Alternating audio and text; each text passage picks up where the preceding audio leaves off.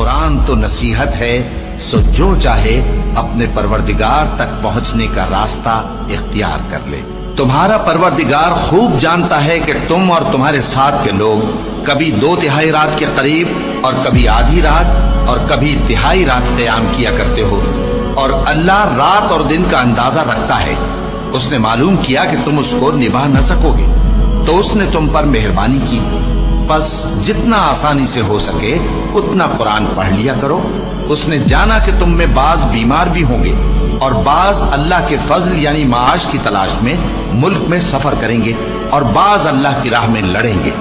तो जितना आसानी से हो सके उतना कुरान पढ़ लिया करो और नमाज कायम करते रहो और ज़कात अदा करते रहो और अल्लाह को नेक नियति से कर्ज देते रहो, और जो अमल नेक तुम अपने लिए आगे भेजोगे उसको अल्लाह के यहाँ बेहतर और सिले में बहुत अजीम पाओगे।